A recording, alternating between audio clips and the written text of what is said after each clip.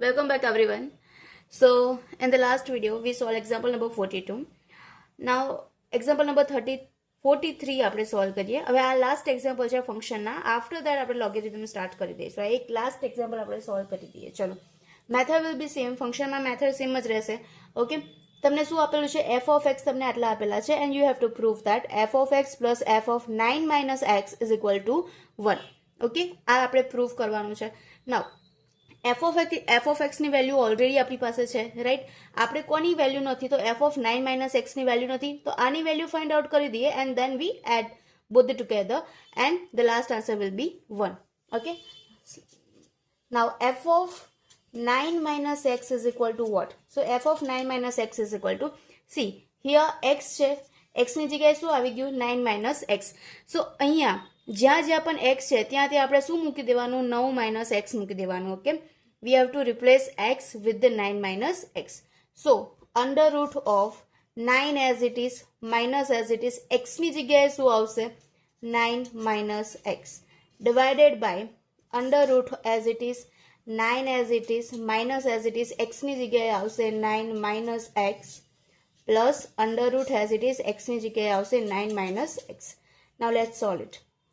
Okay, so we can write like bracket enclose કરીએ તો 9 minus 9 minus minus plus x divided by, similarly here 9 minus 9 minus minus plus x plus under root of 9 minus x, right?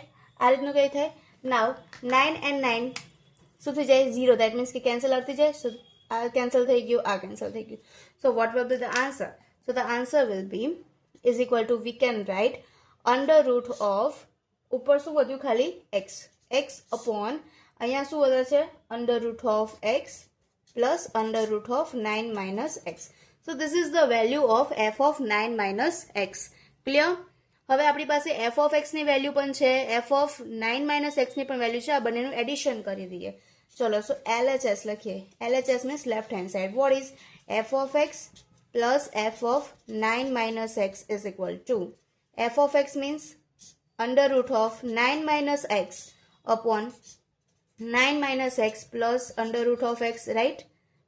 plus as it is, and આની value કેટલી થશે? under root of x plus under root of 9 minus x. now let's see, under root of 9 minus x અહીંયા પણ છે, અહીંયા પણ છે. under root of x અહીંયા પણ છે, અહીંયા પણ છે, રાઈટ? આપણે 2 plus 3 લખો, answer will be 5, કે 3 plus 2 લખો, answer will be 5. so આની જે પોઝિશન આપણે ચેન્જ કરી દીધી છે. so the value જે ડિનોમિનેટરમાં જે છે એ બંને વેલ્યુ કેવી છે? સેમ છે. તો આખાની નીચે આપણે એક જ વેલ્યુ લખી શકીએ. so under root of 9 minus x plus under root of x. Okay, આખાનું. અને ઉપર શું થશે? એડિશન થશે. તો ઉપર એડિશન કરી દઈએ 9 minus x plus under root of x. now both the term is same. so બંને શું થઈ જશે? કેન્સલ આઉટ થઈ જાય. so the last answer will be 1. so this is your RHS. so LHS is equal to RHS, hence proved. clear?